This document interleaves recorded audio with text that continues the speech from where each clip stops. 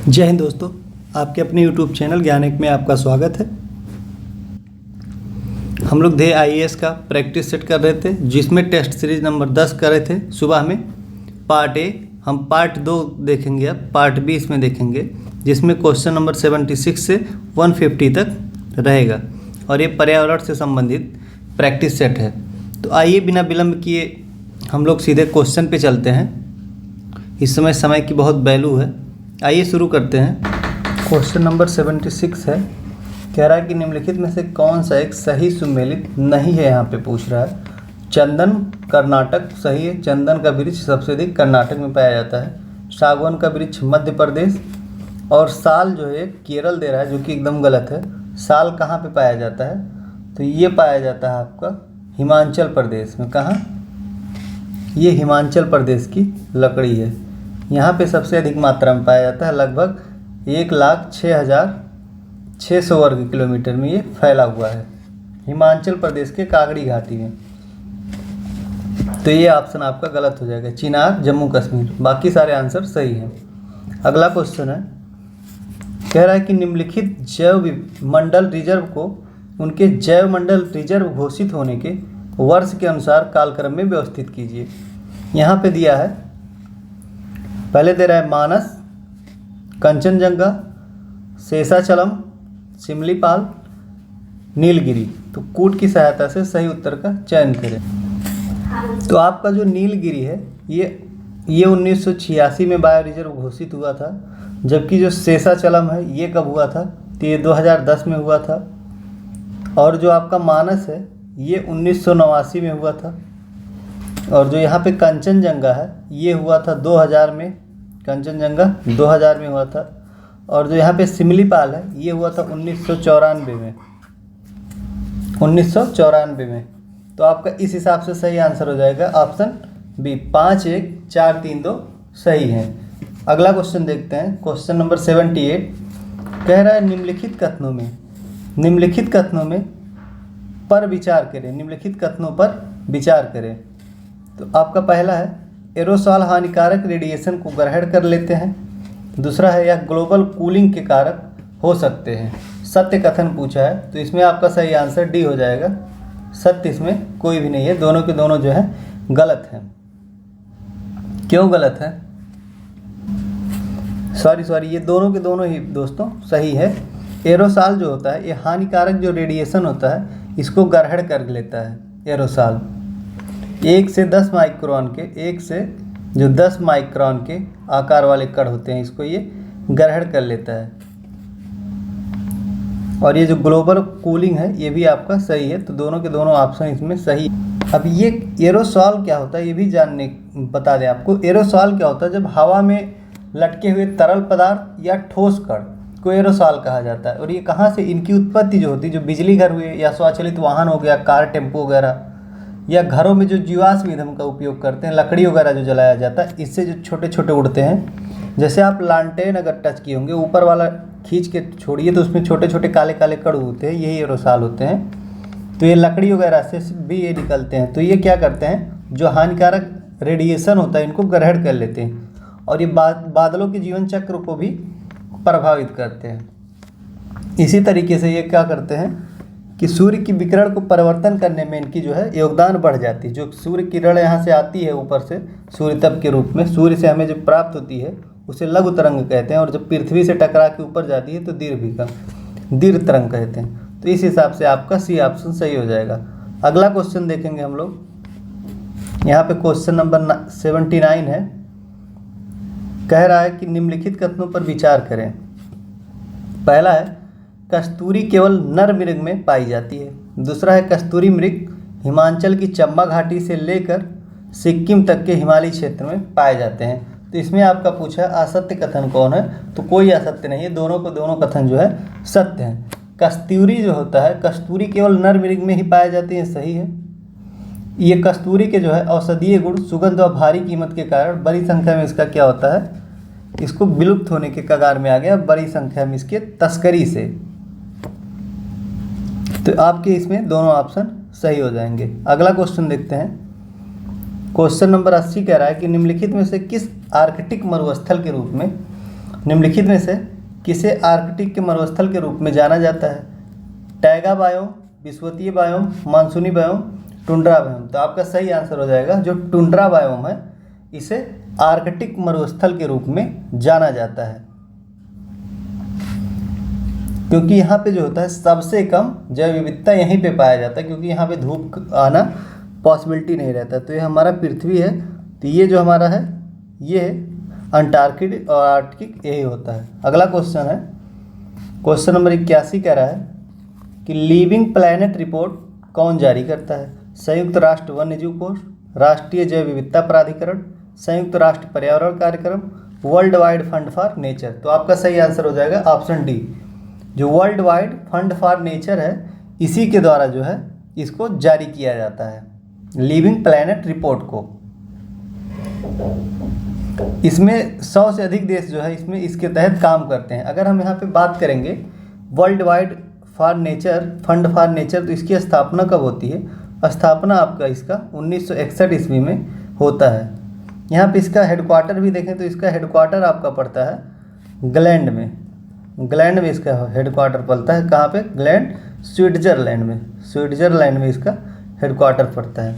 अगला क्वेश्चन देखते हैं, क्वेश्चन नंबर 82 कह रहा है भारत में भारत वन स्थिति रिपोर्ट 2021 के अनुसार मैंग्रोव वन देखी गई है, वृद्धि, कमी, बराबर या इनमें से कोई नहीं। सही ऑप्शन आपका ए हो जाएगा। मैंग्रोव वन में जो है 2021 की रिपोर्ट के अनुसार इसमें बढ़ोतरी दी गई है। कितनी देखी गई है? तो 17 वर्ग किलोमीटर, 17 वर्ग किलोमीटर की बढ़ोतरी देखी गई है। भारत में जो प्रेजेंट टाइम में कुल मैंग्रोव आवरण है 4992 वर्ग किलोमीटर है। कितना? 4992 वर्ग किलोमीटर इस समय में है। और ये रिपोर्ट कैसी नंबर की थी? तो 18वीं नंबर की ये रिपोर्ट थी। अगला क्वेश्चन देखते हैं, कह रहा है निम्नलिखित में से किस एक वार्षिक जैव द्रव्यमान न्यूनतम होता है? निम्नलिखित में से किस एक का वार्षिक जैव द्रव्यमान न्यूनतम होता है? पेरियारी, टैंग, पतझड़, गहरे सागर। तो आपका सही आंसर हो जाएगा इसमें जो गहरे सागर होते हैं इनका जो वार्षिक द्रव्यमान होता है वो सबसे कम होते हैं। इस हिसाब से आपका आंसर डी हो जाएगा। अगला क्वेश्चन है 84 नंबर, कह रहा है निम्नलिखित में से कौन सा भारत में परवाल भित्ति का क्षेत्र है? मन्नार की खाड़ी, लक्षद्वीप, अंडमान निकोबार और आपका ऑप्शन डी सभी। तो आपका सही आंसर हो जाएगा ऑप्शन डी जो है सभी हैं। यहाँ पे एक और जुड़ता है कच्छ की खाड़ी भी, जो कच्छ की, यहाँ पे कच्छ की खाड़ी है, ये भी परवाल भित्ति का एक क्षेत्र है। तो आपका ये चारों क्षेत्र परवाल भित्ति के हैं। अगला क्वेश्चन देखते हैं, क्वेश्चन नंबर 85 कह रहा है कि भारत की प्रथम वन नीति कब अपनाई गई थी? 1894, 1980, 1880 में, 1994। तो आपका ऑप्शन हो जाएगा, ऑप्शन जो ये है ये सही हो जाएगा। भारत की वन नीति 19 अक्टूबर को 1894 में अपनाई गई थी। तो आपका ऑप्शन इसमें ए सही हो जाएगा। इसका संशोधन कब किया गया था? तो 1952 ईस्वी में इसको संशोधित भी किया गया था। तो ऑप्शन ए आपका सही हो जाएगा। नेक्स्ट क्वेश्चन देखेंगे हम लोग, क्वेश्चन है 86 नंबर, हाथी घास किस एक बायोम में पाया जाता है? ऑप्शन ए है सदाबहार वर्ष बायोम, ऑप्शन बी है सवाना बायोम, ऑप्शन सी है सागरीय बायोम, ऑप्शन डी है मानसून बायोम। तो आपका सही ऑप्शन हो जाएगा इसमें ऑप्शन बी जो है सवाना बायोम जो होता है, यहाँ पे हाथी घास पाया जाता है। क्या पाया जाता है? यहाँ पे हाथी घास की प्रधानता पाई जाती है। तो ये आपका ऑप्शन सही हो जाएगा। ये जो हाथी घास होती है ये बहुत लंबी लंबी होती है, लगभग 5-5 मीटर तक होती है। अगला क्वेश्चन है आपका 87 नंबर, राष्ट्रीय वायु गुणवत्ता सूचकांक में शामिल प्रदूषकों की संख्या है 5, 4, 8, 10। तो आपका सही आंसर हो जाएगा ऑप्शन सी।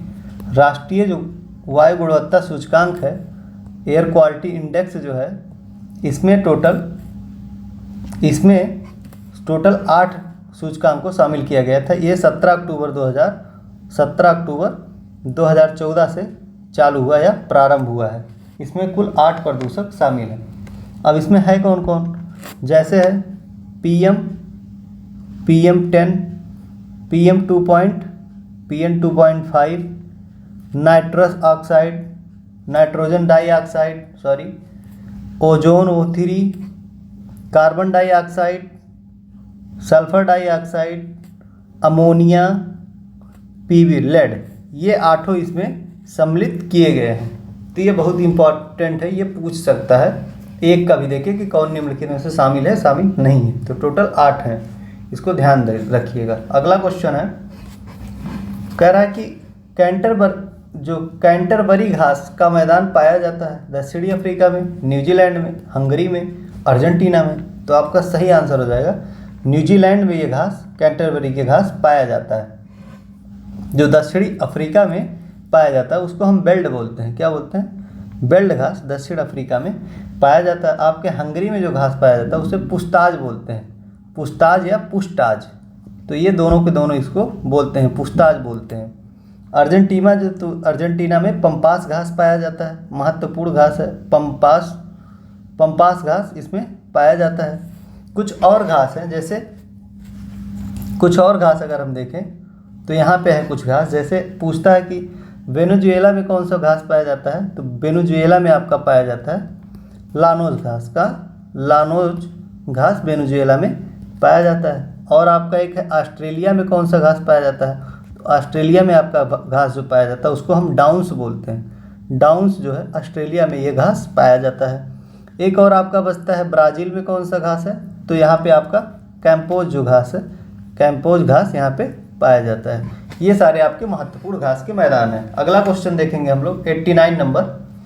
89 में कह रहा है कि कुछ पौधों द्वारा प्रतिस्पर्धी पौधों की वृद्धि रोकने के लिए एलर्जिक रसायनों का स्राव किया जाता है। इस प्रभाव को कहते हैं सहजीविता, सहोपकारिता, एलिलोपैथी या पैरोसिटिज्म। तो आपका सही आंसर हो जाएगा, इसको एलिलोपैथी बोलते हैं।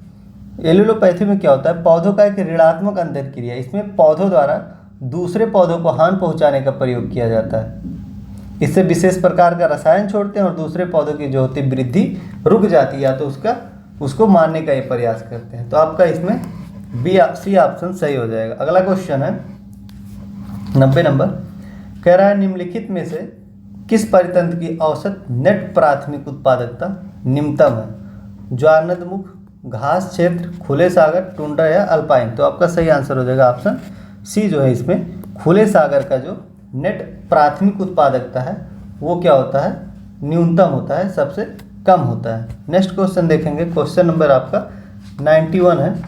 कह रहा है कि निम्नलिखित कथनों पर विचार करें। ऑप्शन है आपका खाद्य जल की विविधता में वृद्धि से पारिस्थितिकी तंत्र की स्थिरता में कमी आती है। दूसरा आपका पारिस्थितिकी पिरामिड का विचार चार्ल्स एल्टन ने 1927 में दिया था। तो आपका इसमें केवल 2 सही है, एक इसमें सही नहीं है। खाद्य जल की विविधता में वृद्धि से पारिस्थितिकी तंत्र की स्थिरता में वृद्धि होती है, ठीक, कमी नहीं आती है, क्योंकि पारिस्थितिकी तंत्र में ऊर्जा प्रवाह के वैकल्पिक मार्ग इससे बढ़ जाते हैं। अगला क्वेश्चन होता है आपका, क्वेश्चन नंबर आपका आएगा 92। यहाँ पे है आपका क्वेश्चन नंबर 92। कह रहा है नीचे 2 कथन दिए गए हैं, जिनमें से एक को अभिकथन ए और दूसरे को कारण आर कहा गया है। अभिकथन है कि लाइकेन वायु प्रदूषण के अच्छे सूचक हैं या होते हैं, और दूसरा कह रहा है कि सल्फर डाइऑक्साइड की सूक्ष्म मात्राओं का भी इनकी वृद्धि पर दुष्प्रभाव पड़ता है। तो नीचे दिए गए कोड की सहायता से सही उत्तर का चयन करें। इसमें आपका सही आंसर ए और आर दोनों सही है तथा आर ए की सही व्याख्या करती है। लाइकेन जो है प्रदूषण के सबसे अच्छे सूचक माने जाते हैं। अगला क्वेश्चन है क्वेश्चन नंबर 93।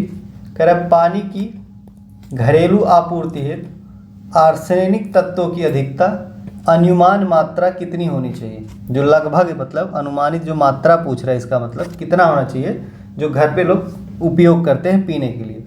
तो 0.005 मिलीग्राम प्रति लीटर, 0.050 मिलीग्राम प्रति लीटर, 0.500 मिलीग्राम प्रति लीटर, 5.5 मिलीग्राम प्रति लीटर। तो सही आंसर आपका हो जाएगा ऑप्शन बी 0.05 मिलीग्राम प्रति लीटर होना चाहिए, 0.05।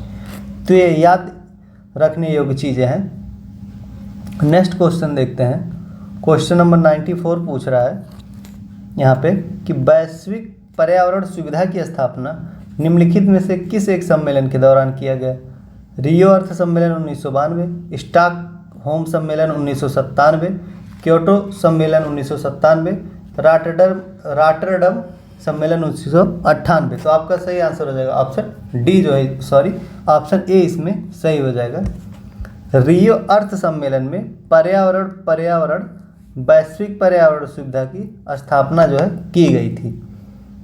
ठीक, इसका काम है कि अल्प विकसित देशों को निधि प्रोवाइड कराना पर्यावरण संरक्षण के लिए। अगला क्वेश्चन है आपका 95 नंबर, कह रहा है निम्नलिखित में से कौन सा एक युग्म सही सुमेलित नहीं है? शब्द यहाँ कह रहा है और संबंधित व्यक्ति।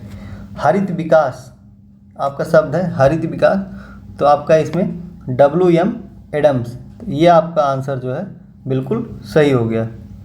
और पारिस्थितिकी तंत्र टांसले ने दिया था, ये भी आपका सही। इकोलॉजी अर्नस्ट हेक्ले ने दिया था, ये भी आपका सही है। जैव विविधता जो है एडवर्ड सुएस ने नहीं दिया था, तो इसको किसने दिया था? इसको जो है दिया था जो है रेमंड दासमैन ने। रेमंड जो दासमैन थे, इन्होंने इस शब्द को दिया था। तो ऑप्शन डी आपका इसमें गलत हो जाएगा क्योंकि नहीं पूछा है। और जो एडम सुएस था, इनका संबंध बायोस्फीयर रीजन से, किससे? जो बायोस्फीयर जो होता है, क्या होता है? बायोस्फीयर रिजर्व से इनका संबंध है, तो इन्होंने ये शब्द दिया था। अगला क्वेश्चन है आपका 96 नंबर, कह रहा है निम्नलिखित में से कौन सा एक जैव उपचार की स्वस्थानीय पद्धति नहीं है? बायोफाइल्स, बायोवेटिंग, बायोसिस्टमुलेशन, जैव छिड़काव। तो आपका सही आंसर हो जाएगा ऑप्शन ए जो है इसमें सही हो जाएगा। बायोफाइल्स जो है ये इसका उपचार नहीं है। जैव उपचार के जो स्वस्थानिक तकनीक होते हैं, इसमें क्या क्या आता है हम बता देते हैं। तो इसके अंतर्गत स्वस्थानिक के अंतर्गत आता है बायोवेटिंग, पहला आता है, दूसरा आता है जैव छिड़काव, फिर आपको बायो स्टिमुलेशन आता है, एक जैव संवर्धन आता है। ये चारों इसके अंतर्गत आते हैं। और एक आपका और होता है जैव उपचार की बाह्य स्थान तकनीक। जैव उपचार की जो है बाह्य स्थान तकनीक जो है, इसमें आता है क्या क्या आता है? तो आपका कंपोस्टिंग आता है, जो कंपोस्टिंग है आपका ये आता है। लैंड फार्मिंग आता है, लैंड फार्मिंग इसके अंतर्गत आता है। और बायोपाइल्स इसके अंतर्गत आता है। ये आपका हो गया। अगला देखेंगे हम लोग क्वेश्चन नंबर 97, कह रहा है कि वर्ष 1958 में नागपुर में स्थापित किया गया राष्ट्रीय पर्यावरण अभियांत्रिकी शोध संस्थान किस मंत्रालय या विभाग के अधीन कार्य करता है? आपका ये है वन एवं पर्यावरण मंत्रालय, बी है विज्ञान एवं प्रौद्योगिकी मंत्रालय, सी है पर्यावरण निदेशालय, डी है आपका केंद्रीय प्रदूषण नियंत्रण बोर्ड। तो आपका सही आंसर हो जाएगा ऑप्शन बी जो है इसमें विज्ञान एवं प्रौद्योगिकी मंत्रालय द्वारा नागपुर में 1958 ईस्वी में राष्ट्रीय पर्यावरण अभियांत्रिकी शोध संस्थान का संगठन जो है स्थापना किया गया था। तो इस हिसाब से आपका आंसर बी सही हो जाएगा। अगला क्वेश्चन देखेंगे 98 नंबर, निम्नलिखित में से किस एक अधिनियम द्वारा यह परिभाषित किया गया कि पर्यावरण किसी जीव के चारों तरफ घिरे भौतिक एवं जैविक दशाओं और उनके साथ अंतःक्रिया को सम्मिलित करता है? वन नीति 1952, वन संरक्षण अधिनियम 1972, पर्यावरण संरक्षण अधिनियम 1986, वन संरक्षण अधिनियम 1980। तो आपका सही आंसर हो जाएगा ऑप्शन सी इसमें सही हो जाएगा। पर्यावरण संरक्षण अधिनियम 1986 इसमें सही हो जाएगा। अगला क्वेश्चन देखते हैं। अगला क्वेश्चन है यहाँ पे 99 नंबर, ऐसे भारतीय उत्पाद जो पर्यावरण के प्रति मैत्रीपूर्ण होते हैं, क्या होते हैं? मैत्रीपूर्ण होते हैं, को निम्न में से कौन सा एक प्रमाण पत्र दिया जाता है? प्रमाण पत्र की बात कर रहे हैं। Agmark, water mark, eco mark, ISI mark. तो आपका सही आंसर हो जाएगा ऑप्शन सी जो है इसमें इको मार्क दिया जाता है, जो क्या होते हैं? इको फ्रेंडली होते हैं, पर्यावरण के प्रति मैत्रीपूर्ण जो व्यवहार करते हैं उन्हें हम इको फ्रेंडली बोलते हैं। तो इको मार्क उनको दिया जाता है। इसको 1991 से दिया जा रहा है। 1991 किसके द्वारा?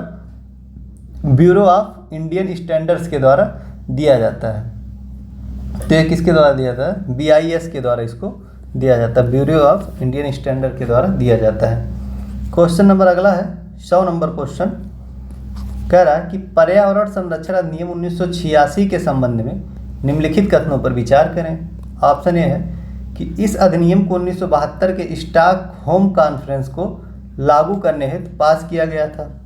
2 है यह कानून स्वैच्छिक है, इसके तहत दंड का प्रावधान नहीं है। तो इसमें आपका जो सही आंसर हो जाएगा, कथन सही पूछा है यहाँ पे, तो ऑप्शन ए केवल इसमें सही हो जाएगा कि पर्यावरण संरक्षण अधिनियम जो है इसमें 1986 में जो है लागू किया गया। इस अधिनियम जो 1986 से संबंधित है, तो इसको 1972 के स्टॉकहोम कॉन्फ्रेंस में पास किया गया, ये सही है। जबकि कह रहा है इसमें जो है दंड का प्रावधान नहीं है, तो ये सही है, मतलब गलत हो गया, क्योंकि पर्यावरण अधिनियम 1986 में दंड का भी प्रावधान किया गया है। तो ऑप्शन ए इस हिसाब से केवल सही होगा। अगला क्वेश्चन होगा 101 नंबर। कह रहा है निम्नलिखित पर विचार कीजिए।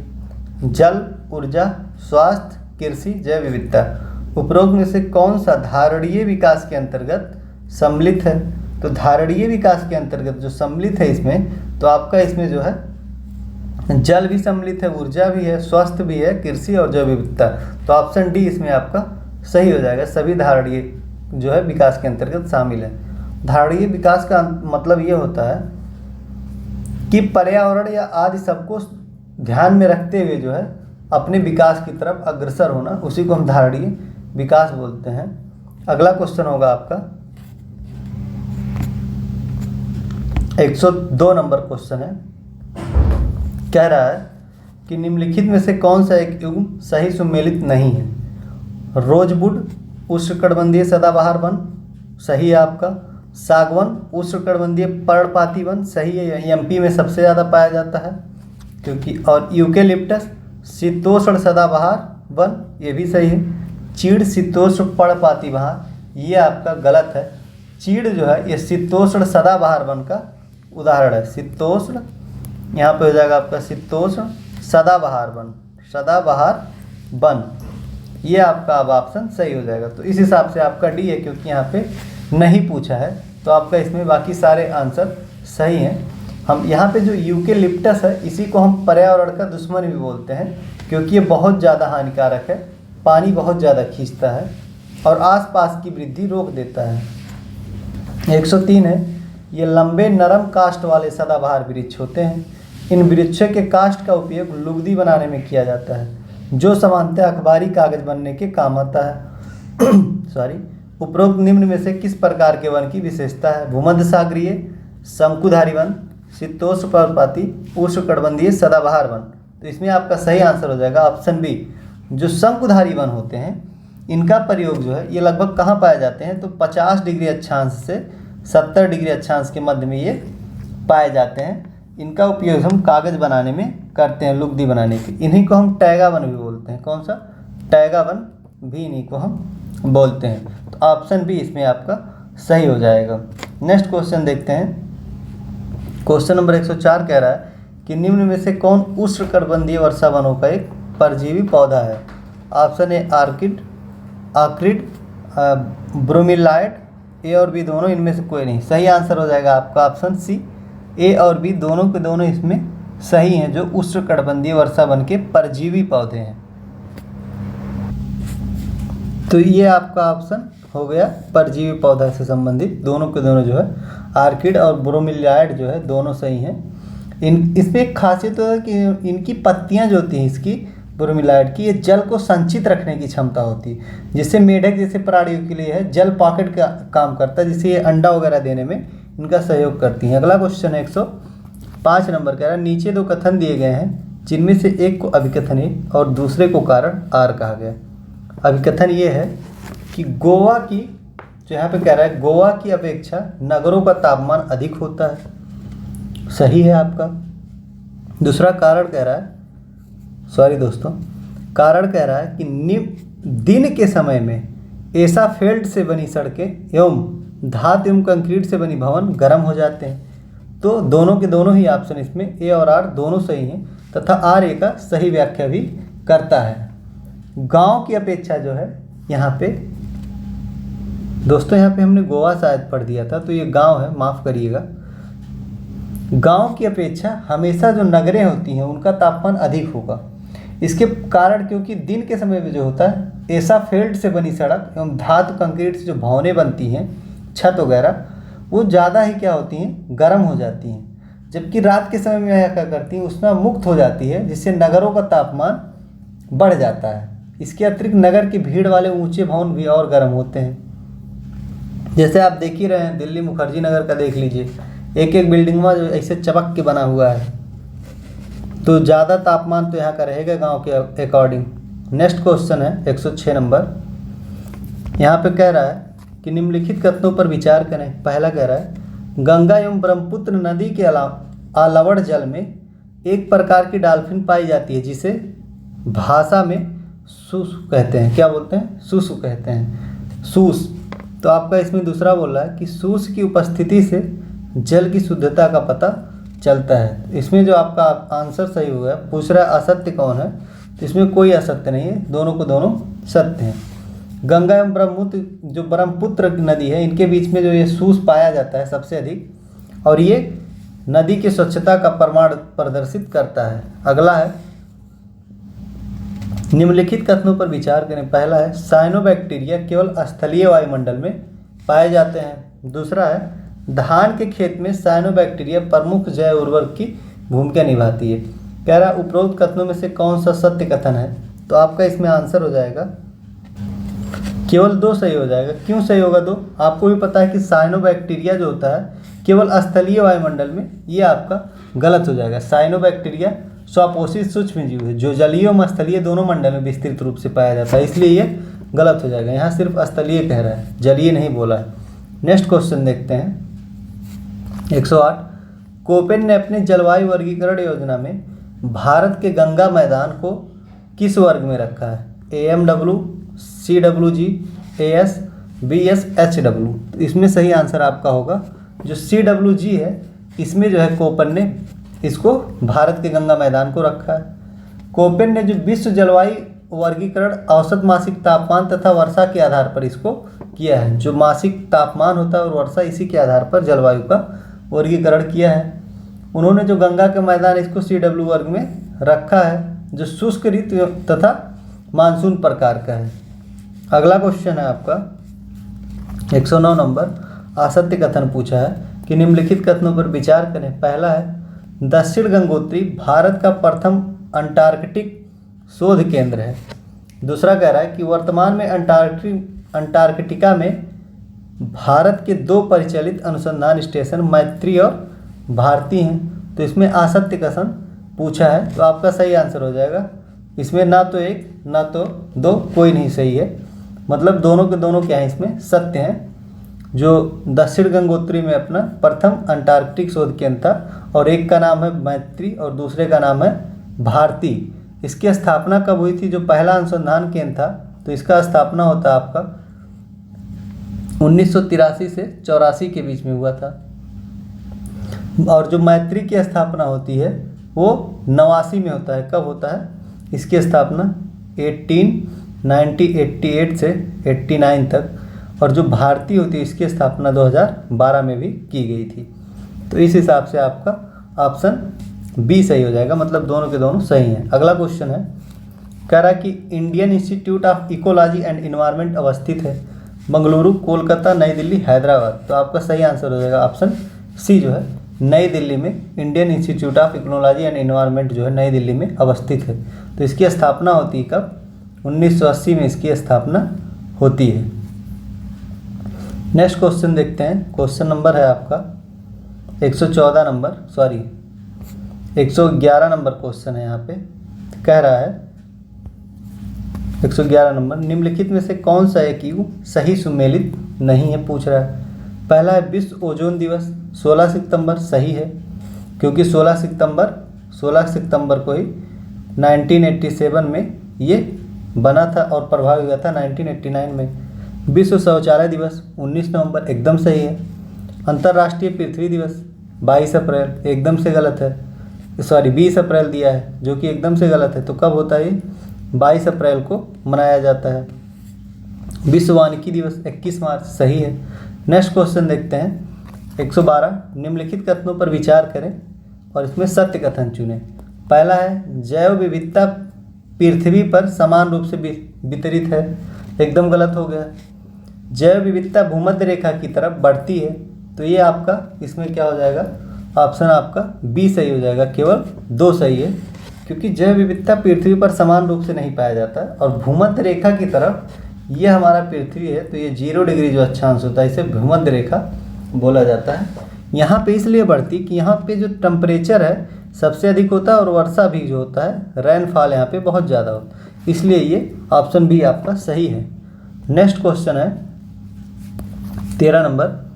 निम्न में से कौन जलवायु परिवर्तन का कारक है? प्रदूषण, ग्रीन हाउस गैस, ओजोन परत का क्षरण, उपरोक्त में से सही। तो आपका ऑप्शन डी इसमें सही हो जाएगा। सभी के सभी जो हैं इसमें जो है जलवायु परिवर्तन के प्रमुख घटक हैं। अगला क्वेश्चन है आपका 14 नंबर। कह रहा है कि सूची 1 को सूची 2 से सुमेलित करें तथा नीचे दिए गए कोड की सहायता से सही उत्तर चुनें। राष्ट्रीय उद्यान है और राज्य है। कह रहा है बाल्पक्रम, तो इसका कहाँ पे है? बाल्पक्रम जो हो जाएगा आपका मेघालय में है, सही हो गया। चंदौली राष्ट्रीय उद्यान ये महाराष्ट्र में है, और अगर चंद्रप्रभा ही होता तो उत्तर प्रदेश के चंदौली जिले में हो जाता। हेमिस राष्ट्रीय उद्यान लद्दाख में है, जो भारत का सबसे बड़ा राष्ट्रीय उद्यान है, सबसे बड़ा राष्ट्रीय उद्यान है ये, सही है। और अंसी जो है ये कर्नाटक में है। चारों के चारे इसमें ऑप्शन सही हैं, तो 1 2 3 4 ऑप्शन ये इसमें एकदम सही है। नेक्स्ट क्वेश्चन हम देखते हैं, क्वेश्चन नंबर 115 है। 115 नंबर क्वेश्चन है। कह रहा है सूर्य तप, तुषार एवं वायु द्वारा चट्टानों में विघटन की क्रिया को क्या कहते हैं?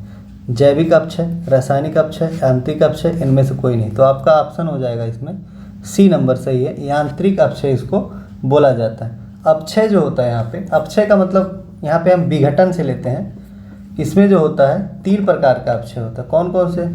एक है रासायनिक और एक है जैविक, एक है यांत्रिक। यांत्रिक में जो होता है, यांत्रिक जो होता है ये सूर्य तप के द्वारा होता है। सूर्य तप हो गया और तुषार हो गया, जो यहाँ पे तीनों दिया है, या वायु द्वारा, इसको हम यांत्रिक बोलते हैं। जबकि रासायनिक कब होता है? तो जो ऑक्सीडेशन होता है, ऑक्सीडेशन जो होता है, ऑक्सीडेशन के द्वारा, या कार्बोनेशन, क्या होता है? कार्बोनेशन के द्वारा जो होता है उसको हम बोलते हैं, आपको ये बोला जाता है रासायनिक अपक्षय। अच्छा, जैविक अपक्षय कब होता है? तो जब मनुष्य, क्या होता है, मनुष्य या जीव जंतु द्वारा जो होता है इसे जैविक बोलते हैं। या नाम से ही आप पता कर सकते हैं। जैविक का मतलब जो जिंदा होते हैं, जैसे जैविक अजैविक 2 होते हैं, तो जैविक मनुष्य और जीव जंतु द्वारा या पौधों द्वारा जो होता है, इन्हीं को हम जैविक अपक्षय बोलते हैं। तो आपका ऑप्शन इसमें सी जो है सही हो जाएगा। नेक्स्ट क्वेश्चन देखते हैं, क्वेश्चन नंबर यहाँ पे है 116 नंबर, यहाँ पे है 116 नंबर। क्या बोल रहा है? कह रहा है C40 शहर सम्मेलन किससे संबंधित है? ऑप्शन ए महिला सशक्तिकरण, ऑप्शन बी जलवायु परिवर्तन, ऑप्शन सी व्यापारिक संघ, ऑप्शन डी आतंकवाद के खिलाफ। तो आपका सही आंसर हो जाएगा ऑप्शन बी जो है C40 जलवायु परिवर्तन से संबंधित है। यह जो है शहर सम्मेलन विश्व के सबसे बड़े शहरों का एक समूह है। इसका उद्देश्य है कि जलवायु परिवर्तन की चुनौतियों से निपटना। इसकी स्थापना की गई थी जो 2005 ईस्वी में की गई थी।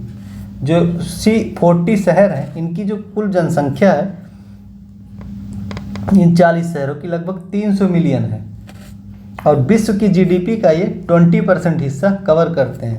बहुत अहम भूमिका अपना रखते हैं।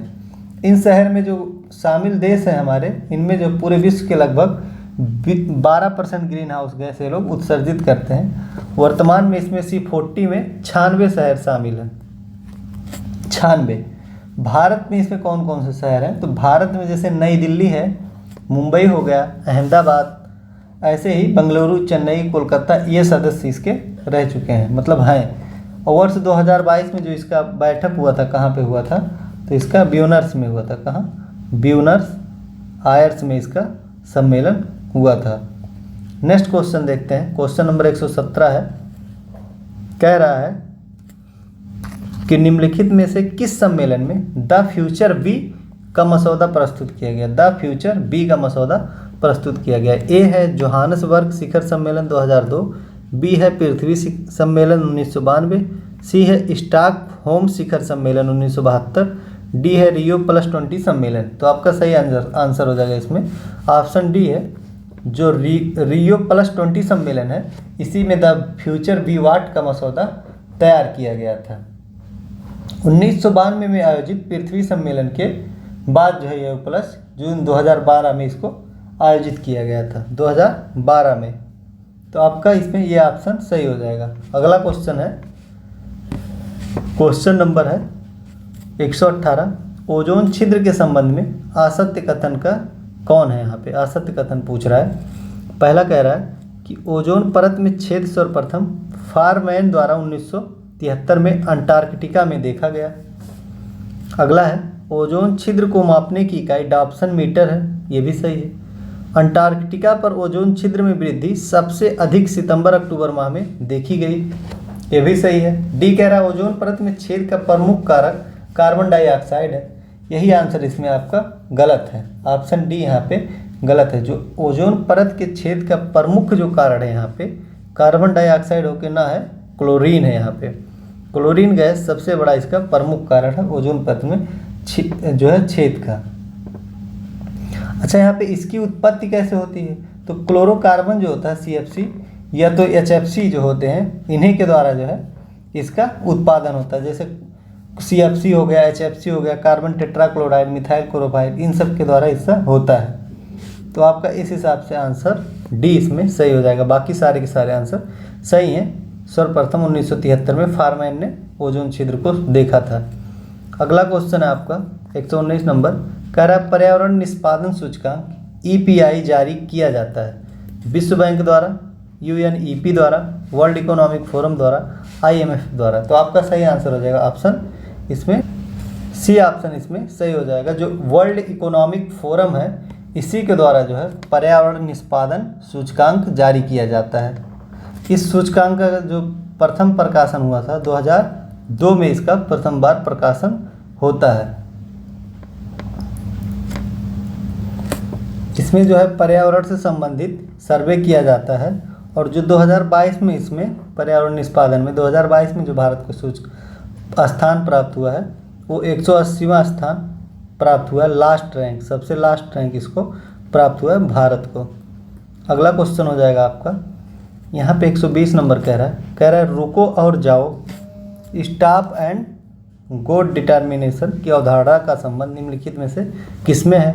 ऑप्शन ये है कि नियतवादी, बी है संभववादी, सी है नियतवादी, नवनियतवादी, इनमें से कोई नहीं। तो आपका सही आंसर हो जाएगा ऑप्शन जो सी है नवनियतवादी, रुको और जाओ से संबंधित।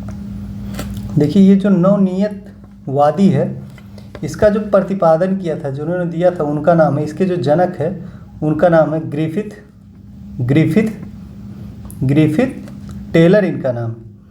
इसका अर्थ ये था, रुको और जाओ का अर्थ है जो ये सबसे जो एक हमारा सतत विकास की अवधारणा है, इससे संबंधित सतत विकास जो हमारी अवधारणा है ये इसी से संबंधित है।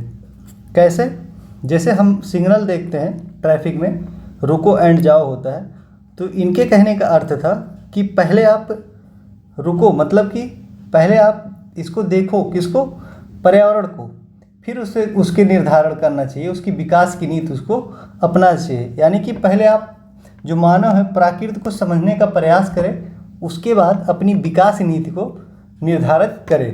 तो ये इनके कहने का अर्थ था, रुको और जाओ। आपका अगला क्वेश्चन है क्वेश्चन नंबर यहाँ पे 121 है।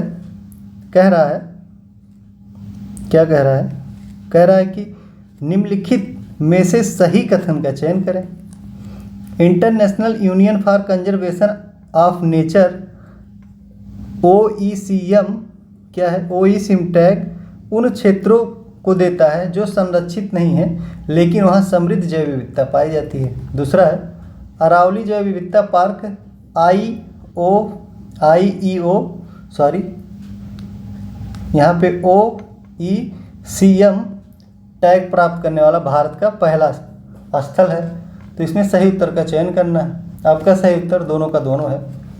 जो ICUN है, international union for conservation of nature, ICUN जो है, ICUN के द्वारा ये पुरस्कार OECM पुरस्कार जो है दिया जाता है।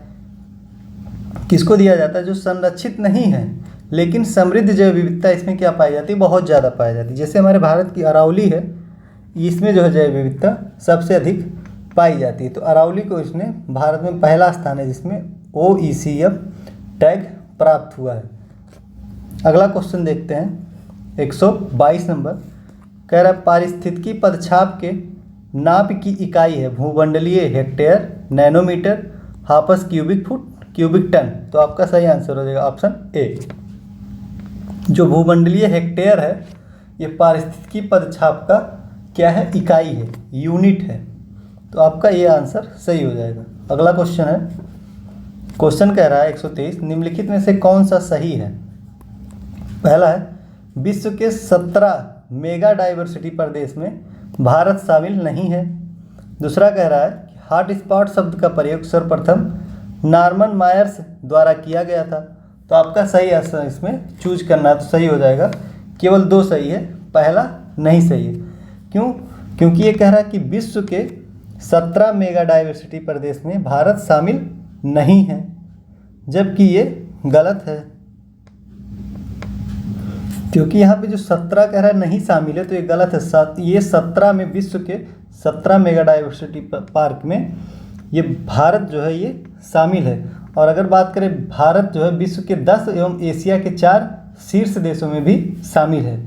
और जैव विविधता जो सबसे अधिक जहाँ पे जैव विविधता पाया जाता है उसको हम हॉट स्पॉट शब्द बोलते हैं, उसी को हॉट स्पॉट शब्द बोला जाता है। और नॉर्मन मायर्स के द्वारा सबसे पहले इसको 1988 में इस शब्द का प्रयोग किया गया था। ये भी महत्वपूर्ण है। तो इसलिए केवल 2 सही है। अगला क्वेश्चन देखेंगे, 124 नंबर। कह रहा है कि एक मनुष्य के जीवन को पूर्ण रूप से धारणीय बनाने के लिए आवश्यक न्यूनतम भूमि कहलाती है? परितंत्र, भूपरितंत्र, पारिस्थितिकीय पदछाप, ऑप्शन डी निकेत। तो आपका सही आंसर हो जाएगा ऑप्शन जो सी है, सी है। जो पारिस्थितिकीय पदछाप जो है ये एक मनुष्य के जीवन को पूर्ण रूप से साधारणीय बनाने के लिए न्यूनतम भूमि है, इसी को हम पारिस्थितिकीय पदछाप कहते हैं। तो इस हिसाब से आपका ऑप्शन सी सही है। अगला क्वेश्चन हो जाएगा 125 नंबर। कह रहा है निम्नलिखित कथनों पर विचार करें। पहला है वर्ष 1997 में विश्व पर्यावरण सम्मेलन जापान के क्योटो शहर में आयोजित किया गया।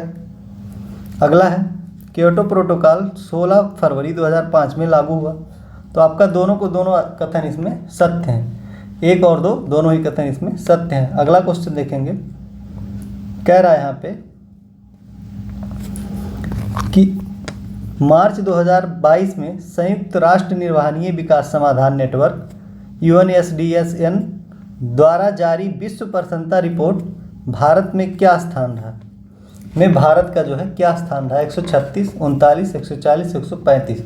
तो सही ऑप्शन हो जाएगा ऑप्शन ए जो है, भारत का इसमें 136 रैंक रहा है 2022 में, जिसे जारी कौन करता है? संयुक्त राष्ट्र निर्वहनीय विकास समाधान नेटवर्क के द्वारा इसको जारी किया जाता है। यह 2012 से इस रिपोर्ट को प्रसारित किया जाता है। 2012 से जो है यह रिपोर्ट प्रकाशित की जा रहा है। किसके द्वारा? UNSDSN के द्वारा इसको प्रकाशित किया जाता है। अगर हम बात करेंगे यहाँ पे कि प्रथम देश कौन था, क्योंकि ये पिछली बार पूछा था शायद, तो प्रथम देश फिनलैंड था, जो इसमें सबसे अधिक खुशहाल देश विश्व का है, इसको फिनलैंड को प्राप्त है। और लास्ट डेट अगर हम पूछें अंतिम स्थान किसका है, तो अफगानिस्तान का है, जो कि यहाँ पे आतंकवाद के लिए बहुत ज़्यादा फेमस है। तो आपका ये हो गया 26 नंबर। 127 नंबर है, कह रहा है कि 94वें ऑस्कर पुरस्कार 2022 के संबंध में निम्नलिखित युग्मों में से कौन सा सही सुमेलित है? ऑप्शन है कि सर्वश्रेष्ठ फिल्म जो है कोडा को दिया गया, सही है, बिल्कुल सही है। सर्वश्रेष्ठ अभिनेता जो है बिल स्मिथ को दिया गया, सही है। सर्वश्रेष्ठ अभिनेत्री जो है एरियाना डिबोस को दिया गया, एकदम में गलत है। तो 1 और 2 सही है, जबकि 2 इसमें बी ऑप्शन सही हो जाएगा। जो सर्वश्रेष्ठ अभिनेत्री है ये जेसिका को दिया गया। कौन है ये? जेसिका चेस्टन को सर्वश्रेष्ठ अभिनेत्री का पुरस्कार दिया गया। जेसिका चेस्टन को दिया गया। फिल्म इनका जो फिल्म है, फिल्म का क्या नाम है, तो the eyes of Tammy, the eyes of Tammy फे, ये आपका फिल्म है। अगला क्वेश्चन देखते हैं 128 नंबर। कह रहा है कि फरवरी 2022 में केंद्र सरकार द्वारा नव भारत साक्षरता कार्यक्रम को मंजूरी प्रदान की गई। इसका उद्देश्य है 16 वर्ष से कम आयु की किशोरियों को संपूर्ण साक्षरता प्रदान करना। दूसरा है असंगठित क्षेत्र के कामगारों के बच्चों को साक्षरता प्रदान करना। सी है प्रौढ़ा साक्षरता के सभी पहलुओं को कवर करना। डी है वयस्क शिक्षा के सभी पहलुओं को कवर करना। तो इसमें आपका सही आंसर हो जाएगा ऑप्शन डी, इसमें सही हो जाएगा। 2022 में जो नव भारत साक्षरता कार्यक्रम को मंजूरी प्रदान की गई है, इसका उद्देश्य है कि वयस्क शिक्षा के सभी पहलुओं को कवर करना, जो जितने वयस्क हैं। तो अगला क्वेश्चन हो जाएगा आपका क्वेश्चन नंबर 129 है। कह रहा है कि वर्ष 2023 में किस देश को अंतर्राष्ट्रीय ओलंपिक समिति का 140वीं बैठक की मेजबानी करने का अधिकार प्रदान किया गया। तो इसमें आपका सही आंसर हो जाएगा ऑप्शन एक है कि चीन के द्वारा, भारत को, स्विट्जरलैंड को या कतर को। तो सही ऑप्शन हो जाएगा आपका ऑप्शन नंबर इसमें बी सही है। वर्ष 2023 को जो है अंतर्राष्ट्रीय ओलंपिक समिति की 140वीं बैठक में मेजबान कौन करेगा, तो भारत इसकी मेजबानी करेगा। नेक्स्ट क्वेश्चन हम देखते हैं। अच्छा, एक बात और है यहाँ पे कि 2022 में जो इसकी 139वीं बैठक हुई थी, इसकी मेजबानी कौन किया था, तो इसकी मेजबानी जो है किसने की थी, तो इसकी मेजबानी चीन ने की थी। चीन ने इसकी मेजबानी की थी। ये आंसर आपका सही हो जाएगा। अगर इसकी स्थापना की बात करें तो स्थापना 1983 ईस्वी में होता है। अगला क्वेश्चन देखते हैं। क्वेश्चन नंबर 130 है कि मार्च 2022 में भारत एवं किस देश के रक्षा बलों के साथ, किस देश के रक्षा बलों के बाद लामितीये 2022 नामक संयुक्त सैन्य अभ्यास का आयोजन किया गया। Seychelles, Sri Lanka, Oman, Fiji. आपका सही आंसर हो जाएगा ऑप्शन ये। जो यहाँ पे जो सेशल्स है, इसके साथ भारत और सेशल्स ने जो संयुक्त सैन्य अभ्यास का आयोजन किया है 2022 मार्च में। तो आपका ऑप्शन ये सही हो गया। इसका आयोजन 2001 से किया जा रहा है लगातार। 2001 से इसका आयोजन किया जाता है भारत और सेशल्स के बीच, लामितीये। अगला क्वेश्चन हो जाएगा यहाँ पे 132 नंबर क्वेश्चन है। कह रहा है कि 131 नंबर मार्च 2030 में निम्नलिखित अंतर्राष्ट्रीय महिला क्रिकेटर में से कौन एक लगातार 6 विश्व कप खेलने वाली पहली महिला क्रिकेटर बनी है। ऑप्शन है मिताली राज, Sarah Taylor, Jhulan Goswami, Catherine brunt. तो आपका सही ऑप्शन हो जाएगा जो मिताली राज है, ये प्रथम क्रिकेटर बनी है, भारतीय महिला क्रिकेटर जो लगातार 6 विश्व कप खेली हैं। तो आपका ऑप्शन इसमें ये सही हो जाएगा। अगला क्वेश्चन है आपका, इसके पहले अगर हम पुरुष को भी शामिल करें तो 2 पुरुष लगातार 6 बार से ज़्यादा खेले हैं। इसमें कौन कौन से हैं, तो जैसे एक सचिन तेंदुलकर है और जावेद मियांदाद हैं। यही 2 लोग कौन हैं, 30 खेले हैं 6 बार लगातार विश्व कप, सचिन और जावेद। सचिन तेंदुलकर, सचिन एक हैं और एक हैं जावेद। कौन है, मियांदादा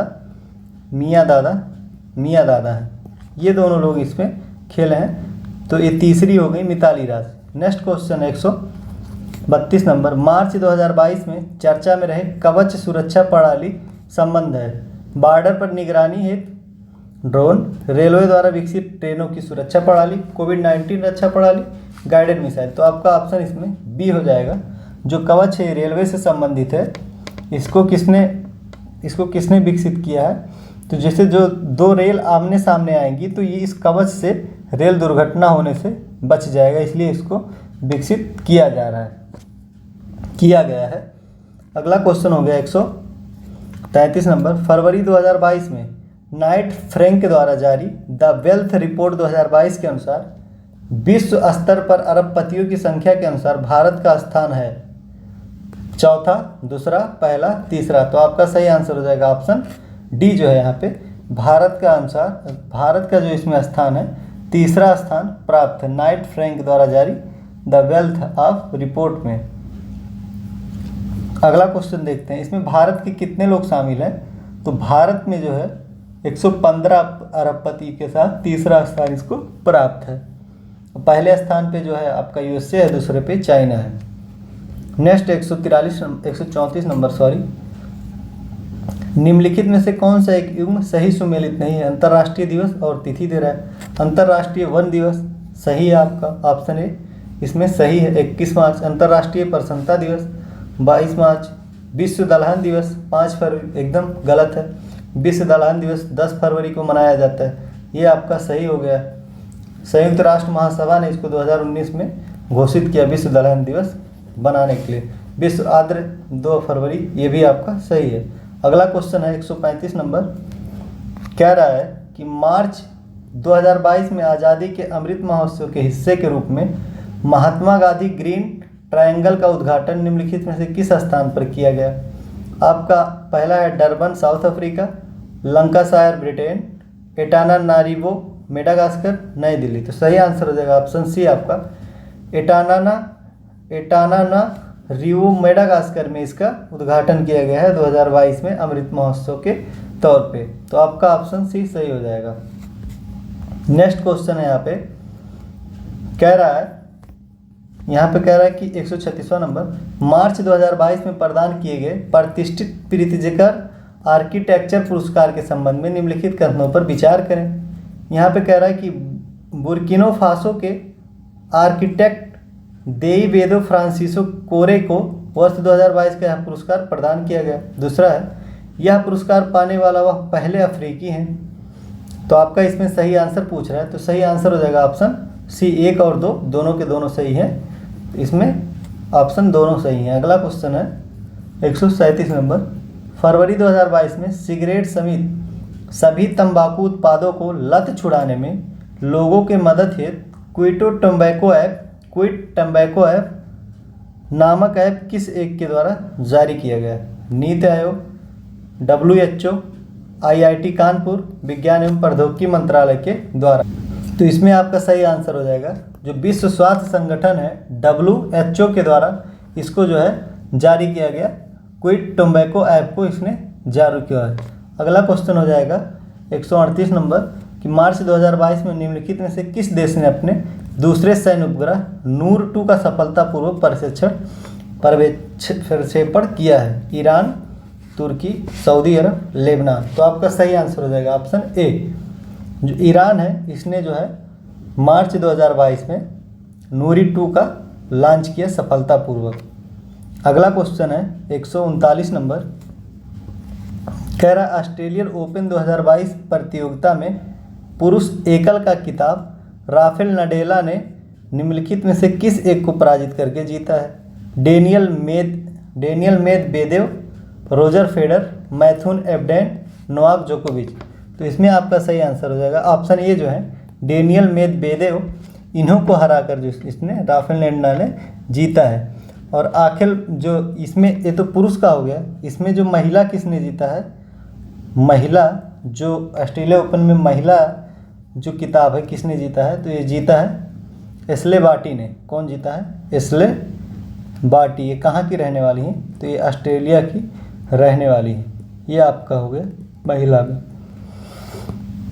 अगला क्वेश्चन 140 नंबर, कह रहा है फरवरी 2022 में प्रसिद्ध पार्श्व गायिका लता मंगेशकर का निधन हो गया। उनका मूल नाम क्या था? अच्छा क्वेश्चन है।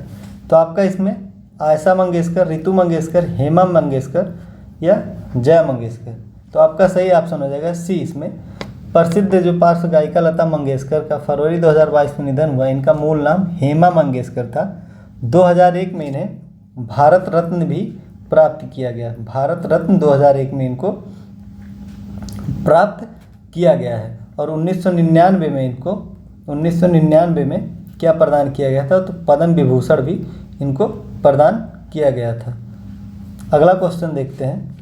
क्वेश्चन नंबर यहाँ पे 141 नंबर क्वेश्चन है, कह रहा है 141 नंबर कि भारतीय प्रतिभूति एवं विनिमय बोर्ड द्वारा निवेशकों को सशक्त और जागरूक करने के उद्देश्य के साथ किस एक मोबाइल ऐप को लॉन्च किया गया? सारथी, सार्थक, जागृति, दक्ष। तो आपका सही ऑप्शन हो जाएगा ऑप्शन ए यहाँ पे सही है। सारथी नामक ऐप जो सेबी है, प्रतिभूति एवं विनिमय बोर्ड, इसी को हम सेबी बोलते हैं, सॉरी, भारतीय प्रतिभूति एवं विनिमय बोर्ड के द्वारा इसको लॉन्च कर दिया गया है। इसका उद्देश्य है कि भारतीय जो लोग निवेशक हैं प्रतिभूति बाजार में, इसकी जानकारी नहीं, इनको सशक्त बनाना एवं जागरूक बनाना। अगला क्वेश्चन है 142 नंबर। विभाग द्वारा जारी भारत कौशल रिपोर्ट 2022 के अनुसार सर्वाधिक रोजगार प्रदान करने वाला राज्य का सही क्रम। तो आपका इसमें सही डायरेक्ट आंसर बताते हैं, और इसमें आंसर हो जाएगा आपका महाराष्ट्र, उत्तर प्रदेश और केरल। सबसे अधिक महाराष्ट्र ने दिया है, उसके बाद उत्तर प्रदेश, फिर केरल ने रोजगार दिया है। अगला क्वेश्चन है 143 नंबर। मार्च 2022 में गिलबर्ट एफ हैंगबो को किस अंतर्राष्ट्रीय संस्था के महानिदेशक के रूप में घोषित किया गया? Gilbert F हैंगबो।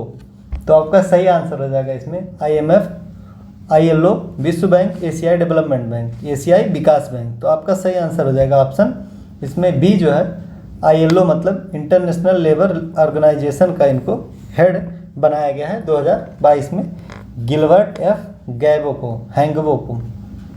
144 नंबर क्वेश्चन है। डेनिस पर्ने सुलिवन को वर्ष 2022 के लिए गणित के क्षेत्र में प्रदान किए जाने वाला एबल पुरस्कार, कौन सा एबल पुरस्कार से सम्मानित किया गया? वह किस देश के निवासी? France, Germany, America, Britain. सही ऑप्शन हो जाएगा डेनिस पर्नेल सुलिवन, ये अमेरिका के निवासी हैं जिन्हें एबल पुरस्कार 2022 दिया गया है। किस क्षेत्र से संबंधित है? तो एबल पुरस्कार गणित क्षेत्र से संबंधित है। 145 नंबर क्वेश्चन कह रहा है, एक उद्यमी अनुकूल वातावरण तथा क्षेत्र से निर्यात को बढ़ावा देने के उद्देश्य के साथ मार्च 2022 में गल्फ बिजनेस समिट का आयोजन किस राज्य केंद्र शासित प्रदेश में हुआ है? तो आपका इसमें सही आंसर हो जाएगा तेलंगाना, जम्मू कश्मीर, दिल्ली, असम। तो सही आंसर आपका बी हो जाएगा, जम्मू कश्मीर में इसका आयोजन किया गया है मार्च 2022 में गल्फ बिजनेस समिट का आयोजन। तो जम्मू कश्मीर इसका आंसर सही है। नेक्स्ट क्वेश्चन हो जाएगा 146 नंबर। कह रहा है कि पर्यावरण वाष्पीकरण के मूल्यांकन में योगदान हेतु निम्नलिखित में से किन्हें 2022 के स्टॉकहोम वाटर पुरस्कार से सम्मानित किया गया? ऑप्शन है विल्फ्रेड ब्रूटसर्ट, राजेंद्र सिंह को, फ्रांसिस डिसूजा को या एलियन स्पेक्ट को। तो आपका इसमें सही आंसर हो जाएगा ऑप्शन ए जो है विल्फ्रेड ब्रूटसर्ट को इसमें किससे स्टॉकहोम वाटर पुरस्कार से सम्मानित किया गया है।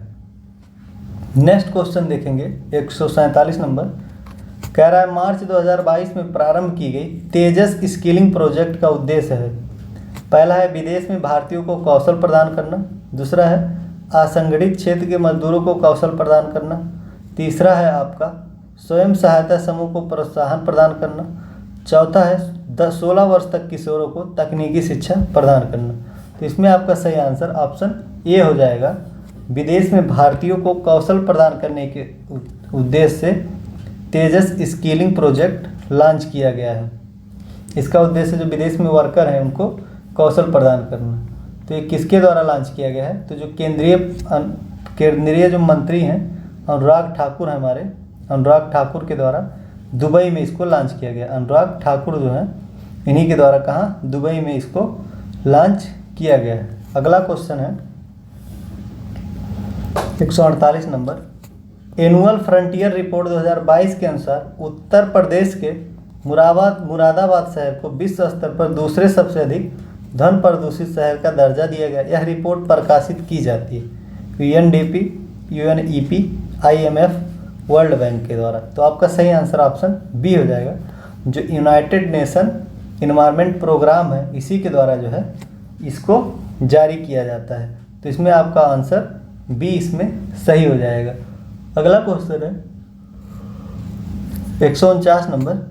मार्च 2022 में विश्व बैंक द्वारा दुनिया का पहला वन्य जीव बांड जारी किया गया। इसका उपयोग किया जाएगा संकटग्रस्त गिद्धों के संरक्षण के लिए, कोरल रीफ के संरक्षण के लिए, एशियाई शेरों के संरक्षण के लिए, दक्षिण अफ्रीका में काले गैंडों के संरक्षण के लिए। तो आपका ऑप्शन डी सही हो जाएगा, जो है दक्षिण अफ्रीका में काले गैंडों के संरक्षण के लिए इसको जारी किया गया है। लगभग कितना रुपया, 150 बिलियन डॉलर का, इसमें 150 मिलियन डॉलर इसमें कलेक्ट किया गया है।